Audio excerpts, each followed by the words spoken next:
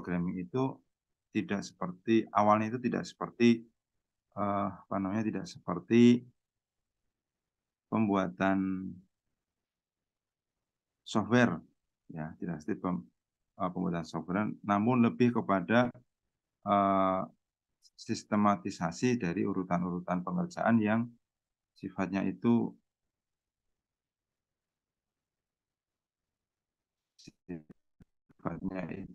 lebih ke langkah-langkah ya, bukan menggunakan rumus-rumus. Jadi tidak seperti penyelesaian matematis yang sifatnya itu menggunakan rumus, tapi lebih kepada bagaimana persoalan itu diselesaikan dengan step atau apa algoritma tertentu gitu. Nah, jadi ini tadi ada request untuk rekaman. Saya belum mengizinkan ya, kenapa? Karena biasanya kalau direkam ya sudah nanti tinggal saja begitu, tidak ada apa namanya, mungkin tidak semuanya, tetapi saya ingin semua standby ketika mendengarkan ketika berlangsungnya kuliah ini, sehingga tidak harus meskipun tidak harus on cam gitu. Tapi kalau modelnya direkam itu biasanya ya sudah ada yang ditinggal saja begitu ya. Ya mohon maaf lah. Mohon bisa dimaklumi ya. Baik, eh, saya ulang lagi ya. Eh,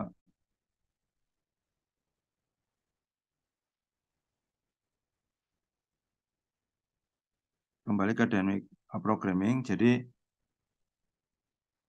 istilah programming ini tidak berarti, atau waktu itu sebenarnya arahnya bukan membuat program, tapi bagaimana membuat sistematisasi dari penyelesaian ya satu persoalan untuk mencapai optimasi melalui serangkaian langkah-langkah tertentu terstruktur, tidak harus menggunakan rumus-rumus matematika. Nah, meskipun dalam perkembangannya dynamic programming sekarang ya sudah ada software. Baik, sekarang kita ulas apa yang dimaksud dengan program dinamik, yaitu metode pemecahan masalah dengan cara menguraikan solusi menjadi sekumpulan langkah-langkah sedemikian sehingga solusi dari persoalan dapat dipandang dari serangkaian keputusan yang saling berkaitan. Jadi ada satu persoalan kemudian diurai menjadi bagian atau step-step. Nah, tentunya di sini yang penting adalah dalam dalam membuat stepping atau pentahapan itu harus harus betul-betul terkait ya, terkait antar tahapan dan memang menuju ke arah uh, solusi akhir. Kemudian terdapat sejumlah berhingga pilihan yang mungkin. Pilihannya harus tertentu, harus tidak kemudian uh, tidak terhingga, tapi harus berhingga. Kemudian solusi pada setiap tahap dibangun pada hasil solusi tahap sebelumnya. Jadi setiap tahap dicari solusinya, dan solusi pada tahap sebelumnya menjadi awal bagi pencarian solusi next step gitu. Kemudian dalam menentukan solusi pada setiap tahap itu ditempuh prinsip optimasi. Selanjutnya prinsip-prinsip optimalitas dalam program dinamis itu apa? Jika solusi ini maksudnya agar kita bisa memperoleh solusi yang optimal, solusi akhir yang optimal, maka solusi bagian, solusi pada komponen itu juga harus optimal. Sehingga hasil dari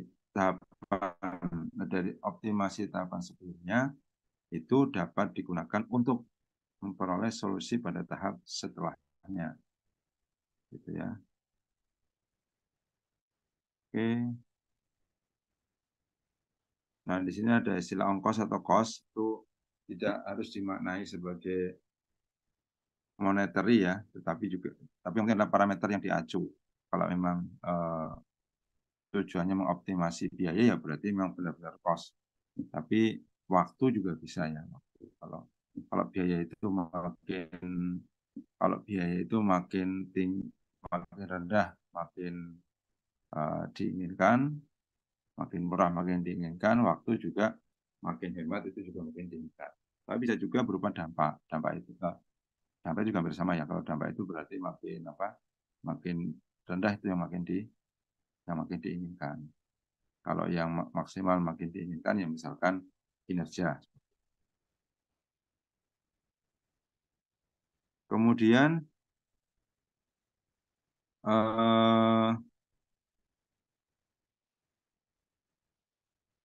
hasil dari keputusan yang diambil pada setiap tahap ditransformasikan dari status yang bersangkutan ke status berikutnya pada tahap berikutnya. Ya, intinya nomor 6 ini maksudnya hasil pada pada setiap step itu nanti harus dapat digunakan untuk step berikutnya. Termasuk ongkosnya ya nomor 7 ini. Ongkosnya itu nanti ongkos yang atau kos yang diperhitungkan pada tahap sebelumnya itu kemudian menjadi dasar untuk menghitung tahap berikutnya. Kemudian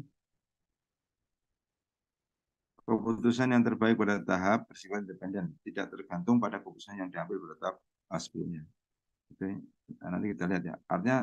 Artinya memang ya pokoknya input pada tahap sebelumnya itu menjadi input bagi tahap berikutnya, tetapi kesimpulan yang diambil pada tahap berikutnya itu tidak tergantung pada tahap sebelumnya, namanya independen.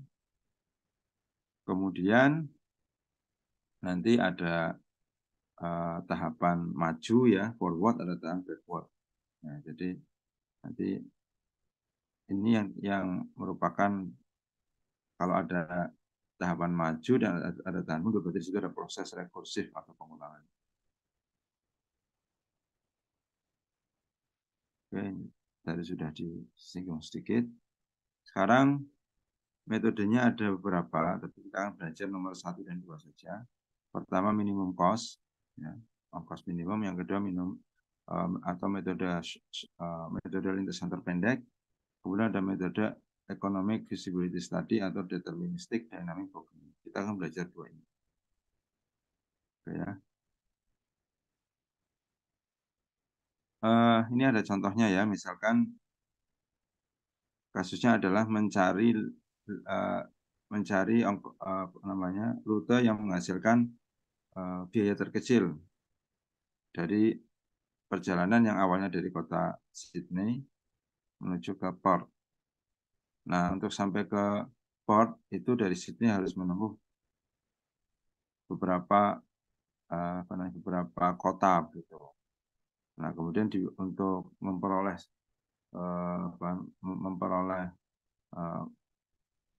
penyelesaian dari problem cost minimum antara Sydney menuju ke Perth itu dikumpulkan data biaya perjalanan dan biaya menginap, ya biaya hotel. Di sini apakah gambarnya cukup jelas ya untuk diamati?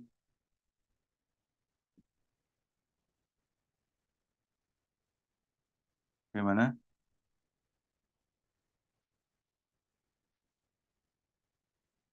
Gambarnya jelas tidak? Jelas, Pak. Oke. Angka 22 misalkan contohnya itu ada tulisan petrol cost, itu artinya ongkos BBM. Ini ongkos BBM 22, 8, 12. Jadi yang ada di link atau garis itu adalah biaya biaya BBM.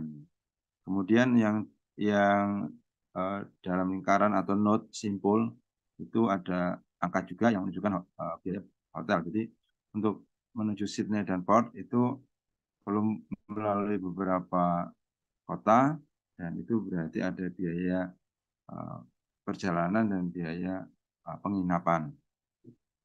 Nah, sekarang dengan data yang ada itu akan dianalisis dengan menggunakan minimum cost principle sehingga nanti akan diperoleh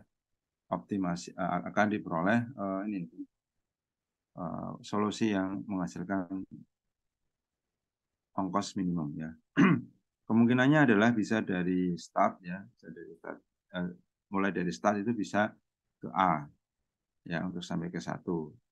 Nah, kalau ke A berarti ongkosnya 22 ditambah 70, 92. Kalau dari start menuju ke B nanti berarti ongkosnya 8 ditambah 80 atau 88. Kemudian kalau dari start menuju ke C, nanti berarti 12 tambah 80, 90. Nah, kalau itu nanti ditabelkan, ya ditabelkan seperti ini.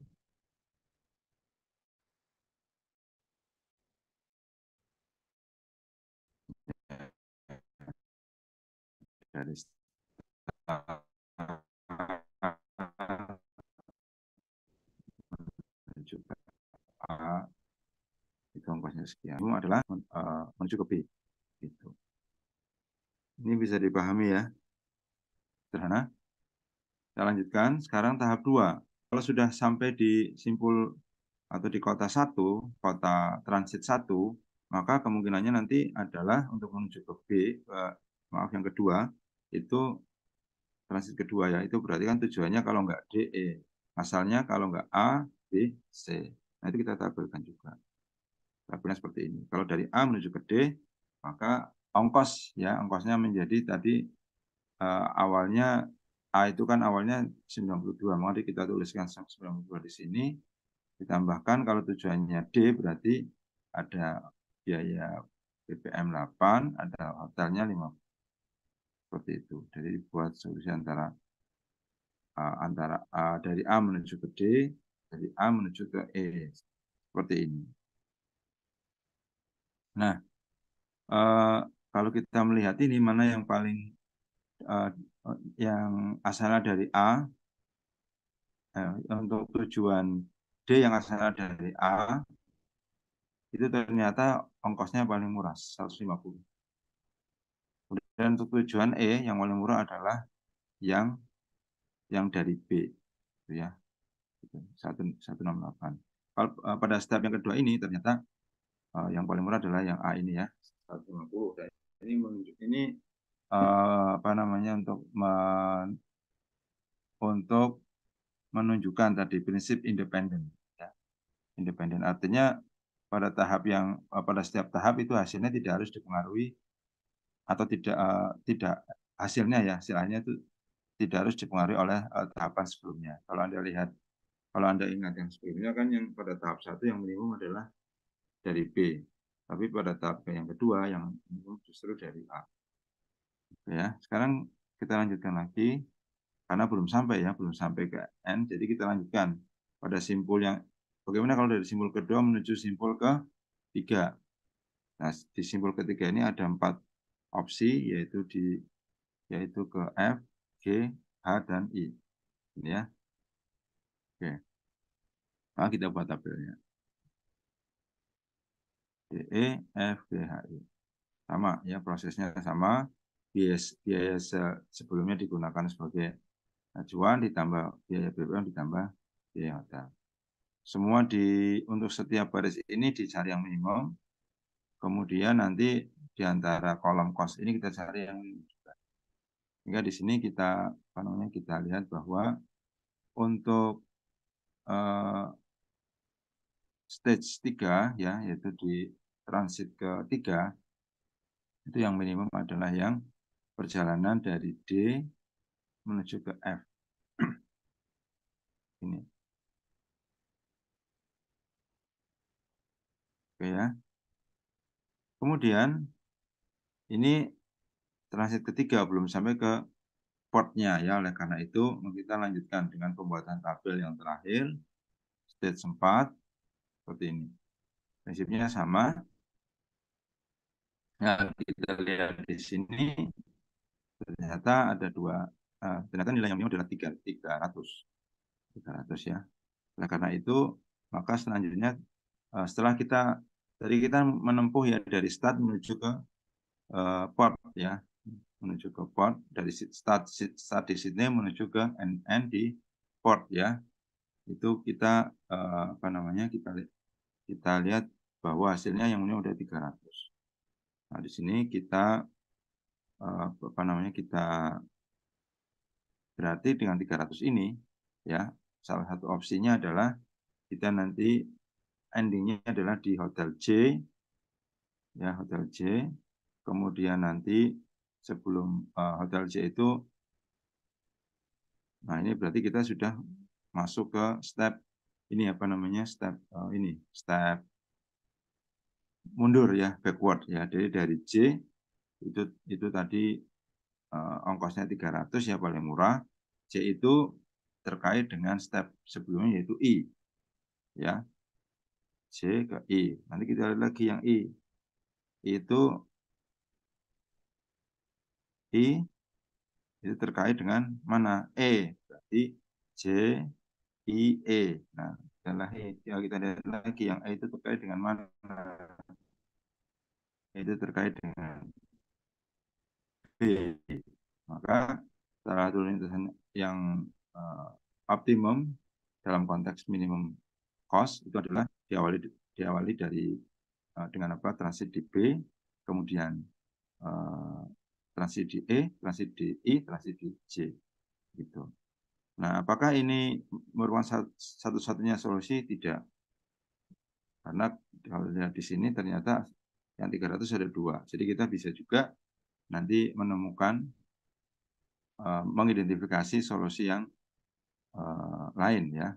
Hanya saja untuk semua solusi itu bisa dikonfirmasi bahwa minimum cost-nya adalah 300. Jadi entah itu solusi yang transitnya nanti di endingnya di hotel J maupun di hotel L itu minimum cost-nya apa namanya sama yaitu 300. Jadi saya ulang,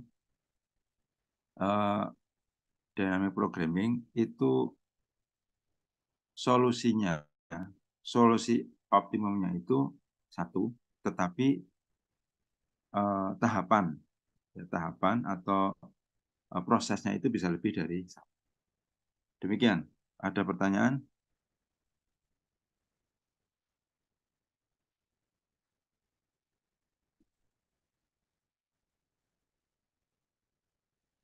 Ada pertanyaan enggak? Cukup jelas atau cukup jelas? Cukup jelas, Pak. Baik. Saya lanjutkan sekarang metode yang kedua ya. Metode Economic Feasibility Study. Atau metode deterministik ya. Oke, sekarang masalahnya seperti ini. Diminta untuk menyarankan skema utilisasi atau pemanfaatan satu kawasan di suatu kawasan perkotaan untuk proyek campuran antara pembangunan perumahan, toko, kantor, dan hotel. Kemudian fungsi yang dituju adalah optimasi income. Kalau optimasi cost yang disasar adalah minimum cost. Kalau optimasi income yang disasar adalah maksimum income. Nah, ini bentuk lain dari optimasi. Kalau tadi parameternya biaya, parameternya dampak, terus parameternya waktu, maka yang disasar adalah minimum cost. Tapi kalau parameternya adalah pendapatan, income, revenue, yang disasar adalah maksimum. Ya. Kemudian untuk setiap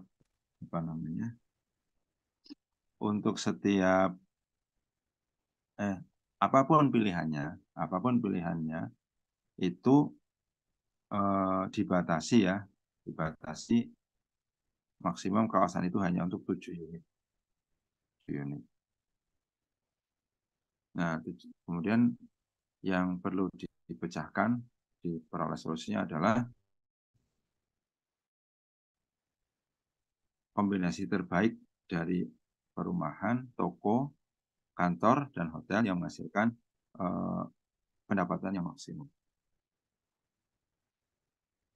Nah, ini adalah data-data yang diberikan. Maksudnya kalau ini yang kolom 1 ya, dari 0, 1, 2, 3 sampai 7 adalah unitnya. Kemudian untuk ya jenis pengembangannya ada perumahan, retail, atau toko, ada kantor, ada hotel. Kemudian untuk setiap jenis atau tipe pengembangan itu ada estimasi pendapatannya. Jadi kalau cara bahasanya begini, kalau di area tersebut hanya dibangun satu rumah, maka disewakan maksudnya ya, disewakan atau dijual, maka pendapatannya adalah 2. Ya, di sini katakan $2.000, ini satunya kan dalam dolar. Kalau dibangun 2 rumah, nanti estimasinya akan memperoleh keuntungan $4.000 dan seterusnya sampai 14. Bagaimana kalau retail, kalau toko? Kalau toko, kalau tidak dibangun apa ya nol ya, nggak ada pendapatan.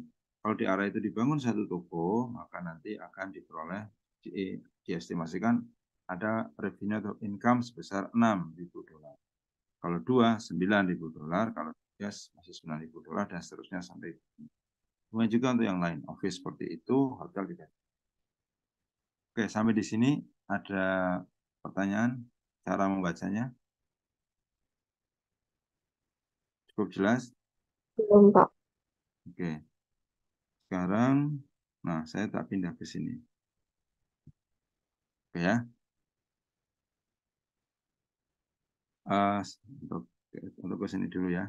Skemanya bagaimana cara menyelesaikannya? Cara menyelesaikannya intinya untuk kita harus melakukan kombinasi ya. Kombinasi antara masing-masing pilihan ini ya. Housing, perumahan kemungkinannya tidak dibangun sampai dibangun semuanya ya, dibangun 7 semuanya untuk apa namanya untuk perumahan. Nah, masing-masing dibuat skemanya. Bagaimana kalau dikombinasikan antara housing, retail, office, dan hotel. Kalau kita sekilas menerapkan prinsip ini, maka kita akan lihat bahwa cara menyelesaikannya akan time consuming. Oleh kan banyak ya, gitu ya. Oleh karena, nah tentunya cara manual masih bisa dilakukan, tapi apa namanya ya dengan prinsip-prinsip dynamic programming itu bisa dilakukan dengan lebih efisien, apalagi kalau menggunakan software. Nah, setelah itu saya akan pindah ke sini. Ini saya coba buat lebih banyak apa namanya lebih banyak bantuan ya bagi mahasiswa untuk memahami bagaimana cara menyelesaikannya. Baik, tayangannya sudah ganti ya.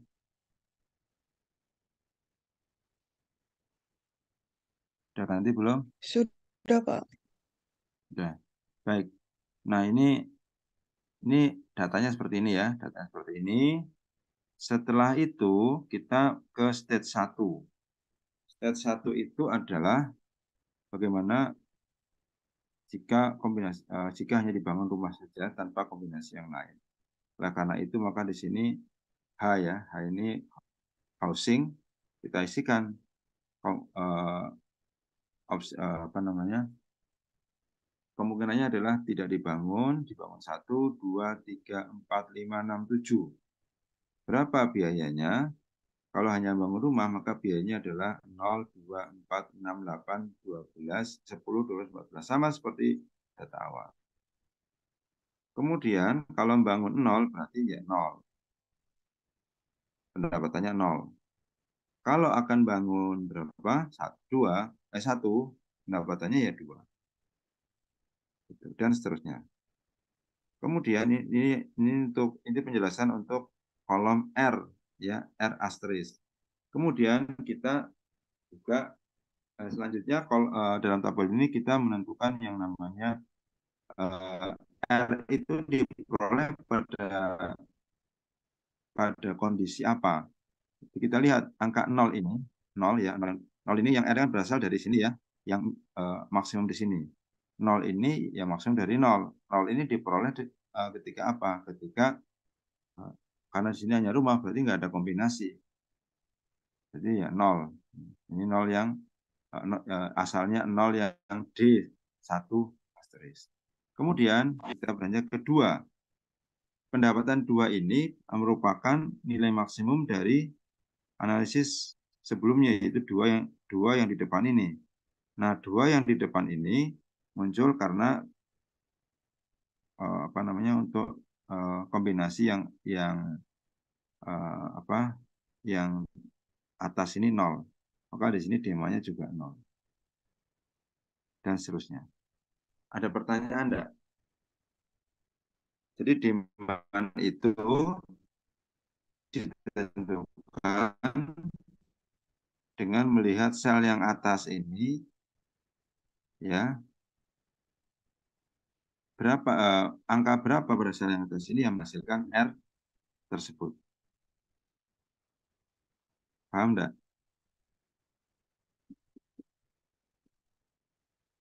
Perlu diulang enggak?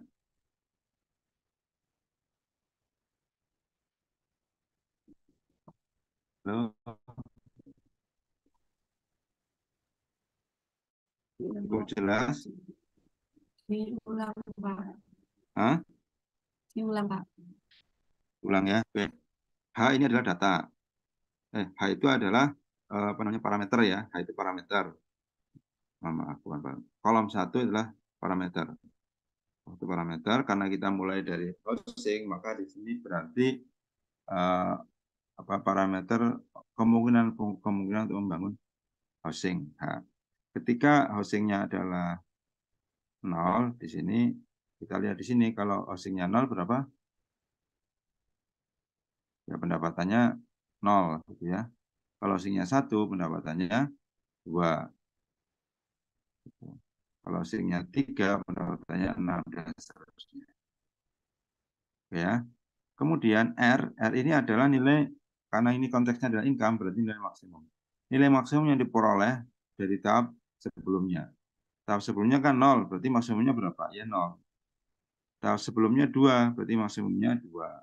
Tahap sebelumnya 10, maka maksimumnya juga 10, dituliskan di sini. Untuk mengisikan R, stage 1 paham?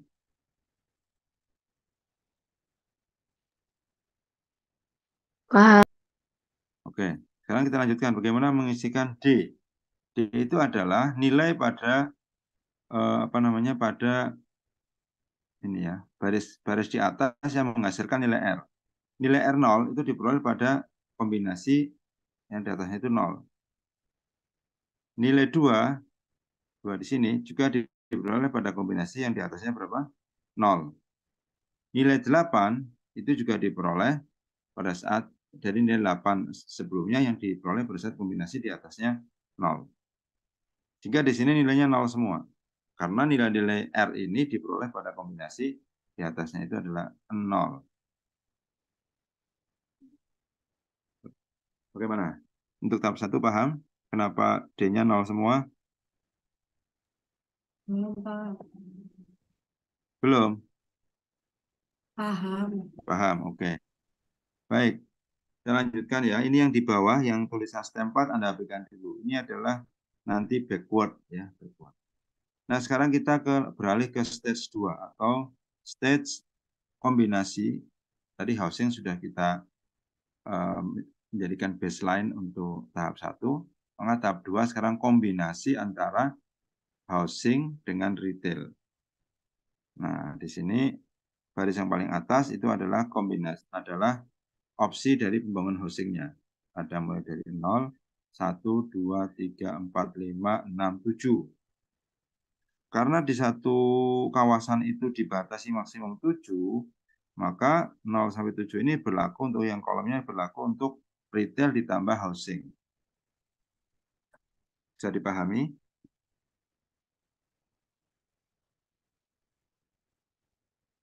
Jadi yang di atas itu adalah 0 sampai 7 untuk housing. Yang kolom yang pertama itu adalah 0 sampai 7 merupakan jumlah dari retail plus housing. Bagaimana? Cukup jelas?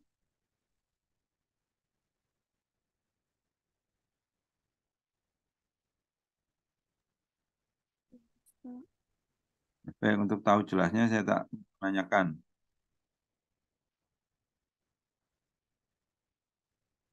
Adik Angga, standby enggak? Adik Angga.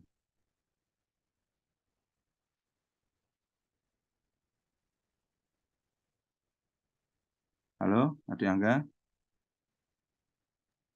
Halo, Pak. Ya. Kalau host, coba Anda perhatikan tayangan ini. Kalau hostingnya 0, retailnya 0, berarti biayanya berapa?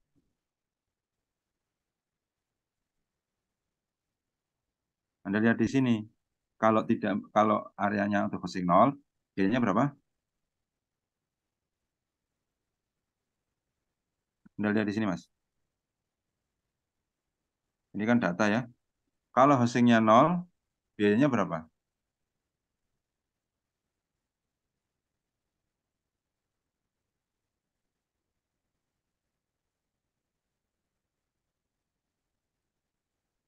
Oke, matrik aja ini. Hostingnya 0.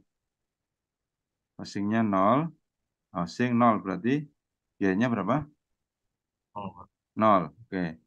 Terus retailnya 0. Biayanya berapa? Oh, juga, Pak. 0 juga. Maka di sini 0 plus 0. Ya. Sekarang kalau hostingnya 0, retailnya 1. Hostingnya 0, retailnya 1. Intan. Intan Dwi Gayatri. Intan beda.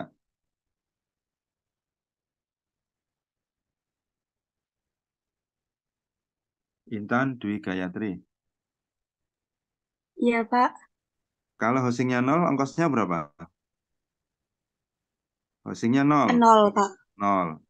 Retailnya 1. Retailnya 1. Ongkosnya berapa?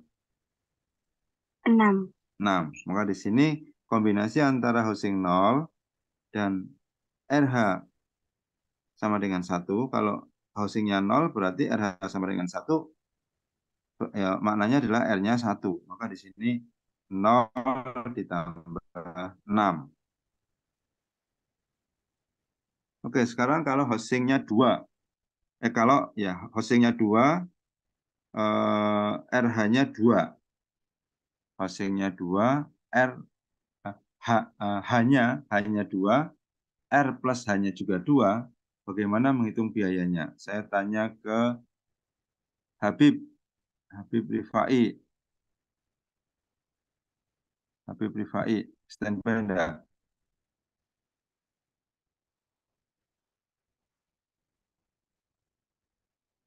Habib Rifai.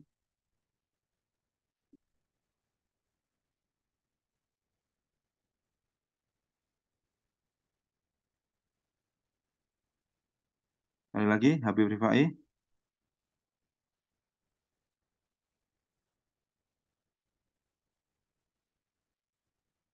Ya, ada tanggapan ya. Saiful Isa. Saiful Isa. Standby enggak? Hadir, Pak. Oke. Kalau hanya 2, R hanya 2, hitung biayanya gimana?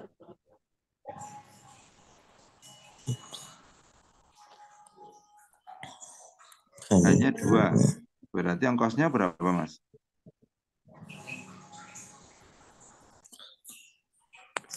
Nah, itu hosting.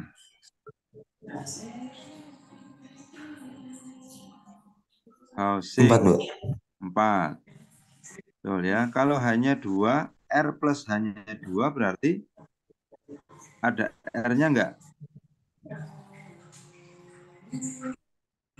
Ada, Pak. R plus H2. Hanya sudah 2 berarti ada R-nya enggak?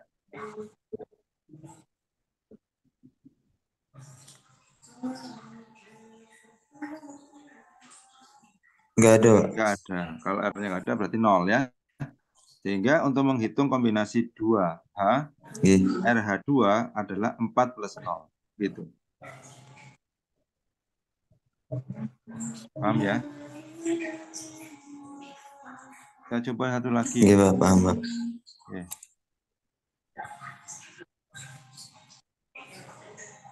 Habib Rifai sudah Stand by belum ya?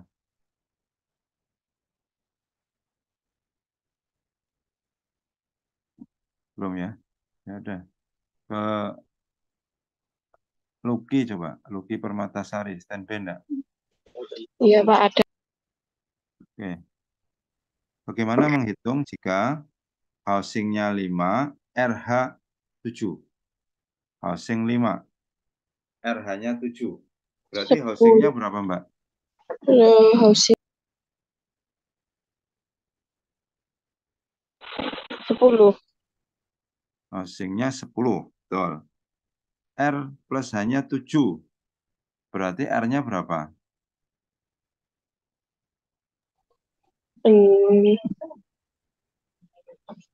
Housingnya 5.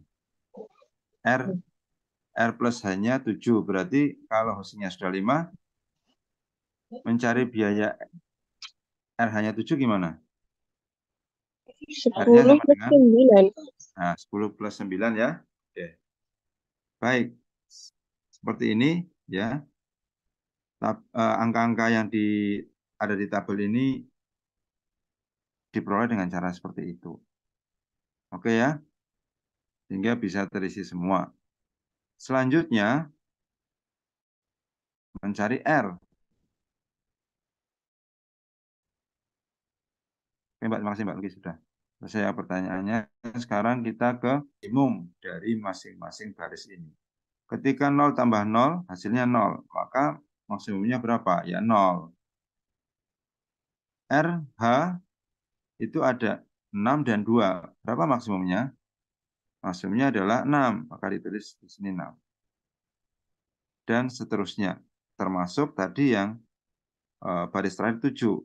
7 ini 0 plus 13, 13, 2 plus 12, 14, dan seterusnya. Jika sampai dikombinasi hanya 5, R hanya 7, maka diperoleh 10 tambah 9 atau 19. 19, kalau hanya 6, R hanya 7, berarti ketemu 12 plus 6. Nah, yang paling besar berapa? 10 tambah 9, 19. Ini asalnya R atau revenue pada tahap kedua. R sini revenue ya, bukan retail. Ada pertanyaan terkait dengan cara memperoleh nilai R?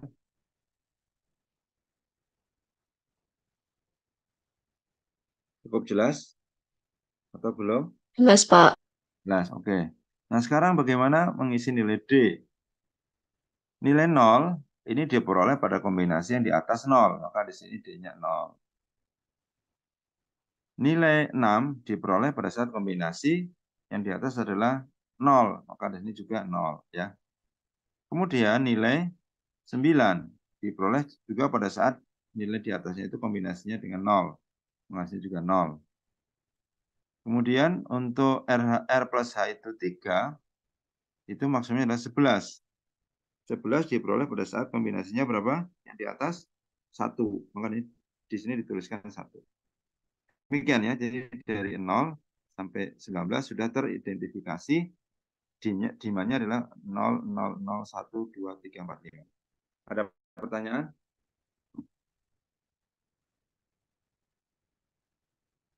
Cukup?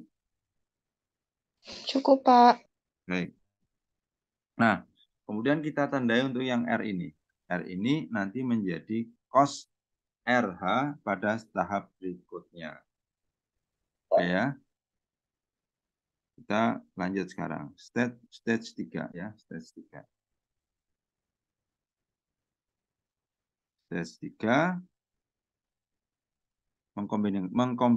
mengkombinasikan antara RH dengan ORH. Jadi H bagi inisiasi sudah dianalisis, H dengan RH sudah dikombinasi, hasil cosnya adalah ini.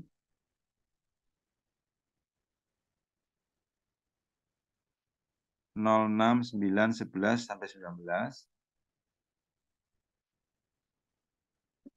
Kemudian sekarang dikombinasi bagaimana kalau ada opsi tambahan office atau kantor, jadi OR. Baik. RH 0 sampai 7. ORH juga 0 sampai 7 karena maksimumnya adalah 7 ya, 7 unit. Kalau mengkombinasikan antara RH0 dengan ORH0. Maka di sini RH itu ongkosnya pakai apa? Pakai ini. Pakai R2 ini. Kalau 0 ketemunya 0. Untuk O-nya masih menggunakan tabel yang ini. Kalau nya 0 ya ongkosnya 0, berarti 0 plus 0. Gitu ya. Bagaimana kalau RH0 dengan RH7? RH0 berapa? RH0 itu ini. 0. Untuk O yang 0 berapa? O yang 0 adalah O yang 7 berapa? O yang 7 20. O 7 20. Berarti 0 tambah 20. Sekarang bagaimana kalau RH-nya 2? RH2 kita lihat di sini. RH2 itu 9 ya, 9. Maka di sini kalau RH2 dikombinasikan dengan RH2 berarti dengan RH2 dengan ORH2 berarti RH-nya memang sudah 2, O-nya sama dengan tidak dapat dibangun O. Sehingga di sini O-nya sama 0. Maka untuk RH2-nya itu kita lihat ongkosnya adalah 9 ya. RH2 ongkosnya 9. Untuk Office 0 ongkosnya 0. Maka di sini 9 tambah 0. Bagaimana kalau kombinasi RH2 dengan ORH6? RH2 tadi ongkosnya 9. Kalau totalnya 6 berarti sudah ada 2, tinggal tambah 4. 4O. 4O itu berapa? Kalau 4O itu 1. Berarti 9 tambah 1. Dan seterusnya, ini diterapkan untuk mengisi sel-sel yang lain. Setelah itu kemudian dijumlahkan hasilnya, itu dicari nilai maksimumnya untuk setiap baris. Untuk ORH0 maka 0. ORH1 maksimumnya 6. ORH2 maksimumnya 9. ORH3 maksimumnya 11. Dan seterusnya, ORH7 maksimumnya adalah 24.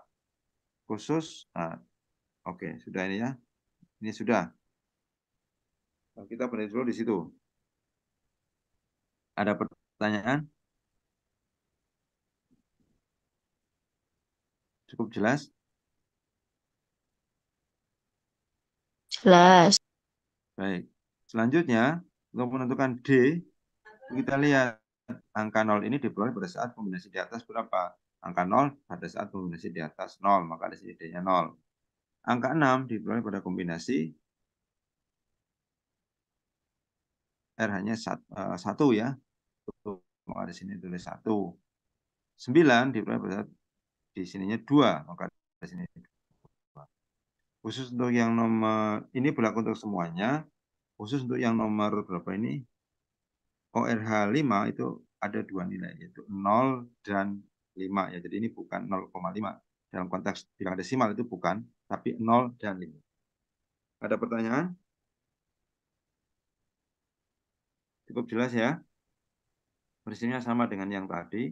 Dan nilai R3 ini nanti menjadi ongkos bagi kombinasi ORH.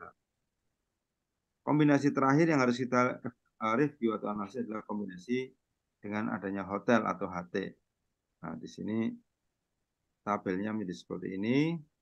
ORH 0 sampai 7, HT ORH itu 0 sampai 7 juga. Kemudian dicari ongkos-ongkosnya.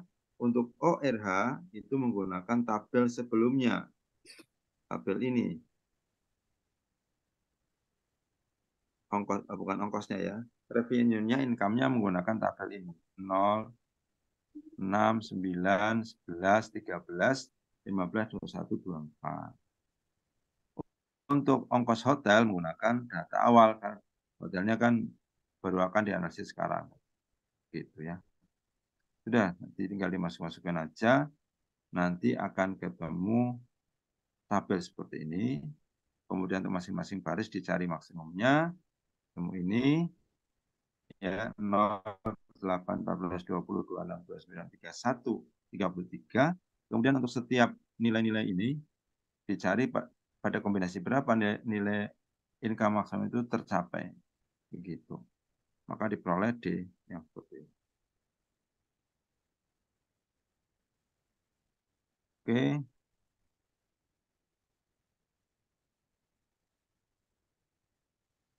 Ada pertanyaan sampai di situ? Cukup jelas ya. Nah, kemudian kita cari R yang paling maksimum. Kenapa? Karena untuk income diharapkan maksimum. Ternyata nilainya 33. 33 itu terjadi pada saat apa? Pada saat kombinasi 7 dan 4. Ya. Nah, kalau kita perhatikan di sini, ya, 7 adalah kombinasi antara HT, ORH. 7 terjadi pada saat RH-nya 4. Berarti hotelnya berapa? Hotelnya adalah 7 dikurangi 4 sama dengan 3. 3 hotel itu masih kurang dari maksimum batasan 7 unit. Sehingga ini bisa analisis mundur. Kita mulai analisis mundur ini valid. Sampai saat ini valid. Oke ya.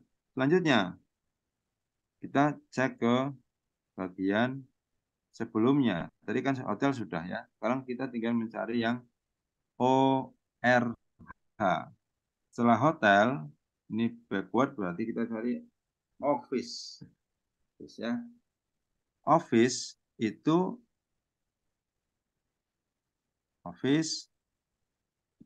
tadi diperoleh nilai maksimum 24 terjadi pada saat RH-nya berapa?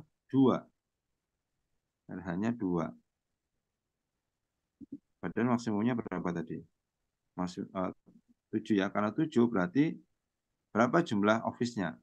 7 dikurangi 2 sama dengan 5. Tetapi pada tahap sebelumnya kita sudah memperoleh hotelnya sama dengan 3. Maka kalau 5 ditambah 3 hasilnya 8. 8 ini lebih dari 7. Seharusnya lebih dari 7 sehingga tidak valid. Yang valid adalah kalau 3 plus hasilnya office itu masih kurang atau sama dengan 7. Oleh karena itu, maka untuk office-nya karena jawabnya tidak valid, maka ditetapkan ya, sehingga di sini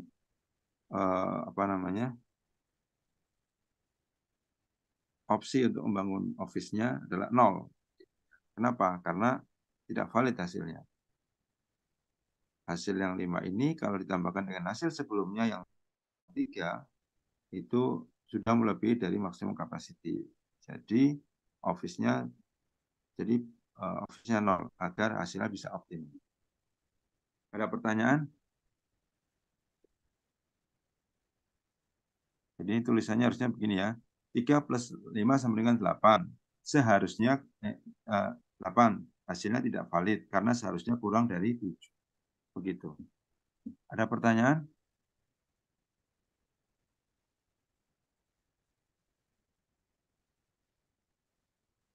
Cukup jelas?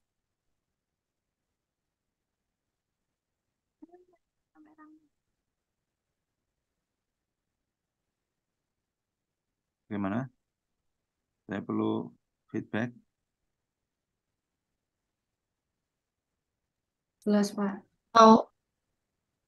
Mau tanya, yang itu 3-nya tuh berarti itu hotel ya? Hotel, betul. Oh, oke. Makasih, Pak. Ya. Nah, sekarang kita lanjutkan ke proses backward berikutnya. Karena tadi baru hotel dan office. Nah ya,